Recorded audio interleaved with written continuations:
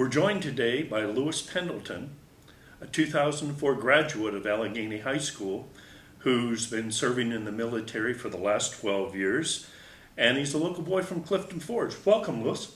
Thank you, Jerry. It's good to have you here. Tell us a little bit about where you grew up.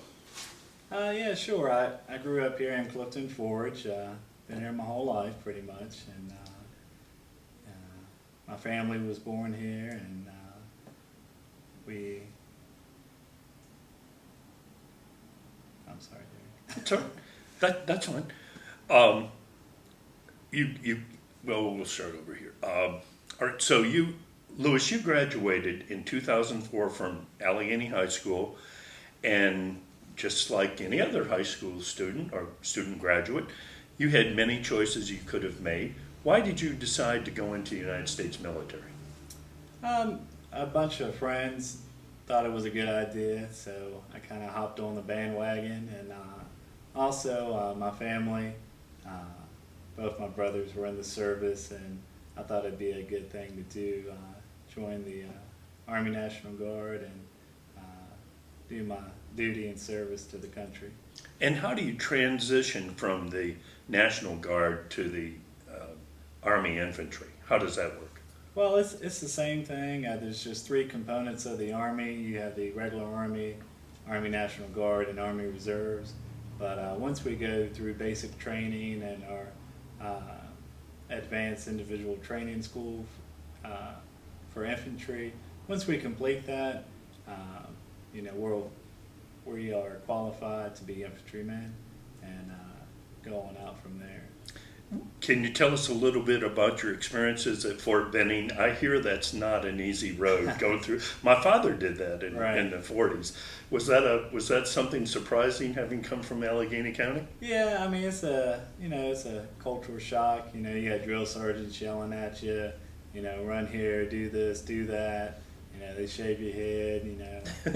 Did you also have the several mile a day run and live fire at some point crawling? Oh, yeah, we did. Yeah, we did numerous training exercises to build up to become infantrymen, and there was many live fires and 7 mile runs and ruck marches and 7 mile runs with sure. full gear. It could be. We would do road marches a lot. That's how we would move with the infantry, with a ruck on our back, 30 to 50 pounds, and we'd just walk everywhere, and we would run everywhere when the drill sergeants told us. I'm losing weight just listening to you. Yeah. So somewhere along the line, you've done service in Kosovo and Iraq. Can you tell us a little bit about that Iraq service? Sure. Our mission over in Iraq was convoy security, so anytime we went from one city to another with a convoy, we were their security element for that convoy, and that's what we did over there. It would seem to me that would have been incredibly nerve-wracking. All of us have seen I think it's called the American Heroes Channel, it used to be called the Military Channel, and there were these nightmare scenarios where convoys were coming to Baghdad with supplies and that kind of thing. So essentially, you were involved with that kind of... Yeah, we did the same missions, and just sometimes you'd be driving down the road and you would see holes from previous IEDs and stuff like that, and it just become real to you that you're over in a country and there's people that want to harm Americans. So at some point, did the Iraqi population turn more friendly? We were there at the latter part of the war, so we didn't have much going on with the public. We were there to do a job and provide security for the convoys.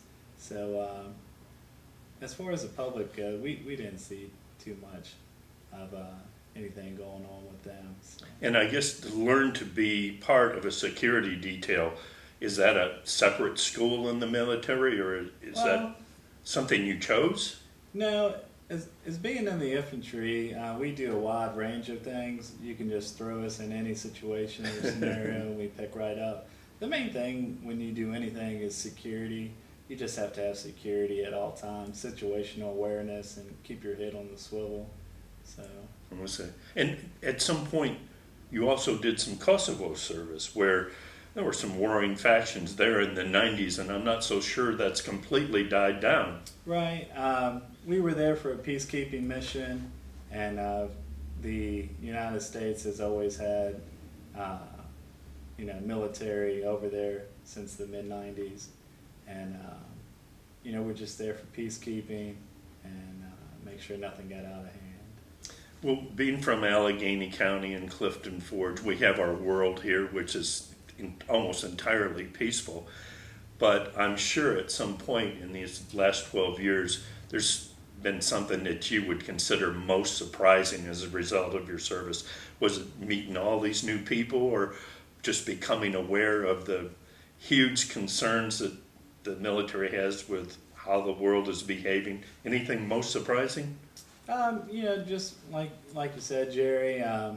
Being in a small town, you're not exposed to how other countries, third world countries, how their infrastructure is and everything else. So it was a very eye-opening experience to go to these places, and just to be humble and grateful for what we have over here in America.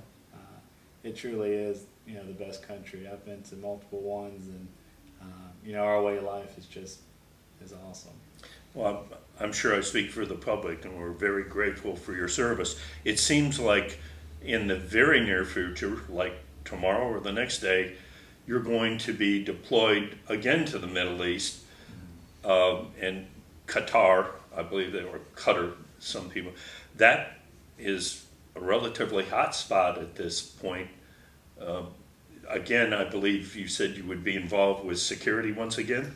That's right, Jerry. The Middle East still unstable for sure, but Qatar and where we're going over there is to provide security for the bases over there, and just do our mission and come back home safe. It's really been great speaking with Lewis, and there are many other young people who are serving who are not recognized in hardly any way. Lewis, a graduate of Alleghany High School, is among that group, and we really thank you very much for speaking with us today. You're very welcome, Jerry.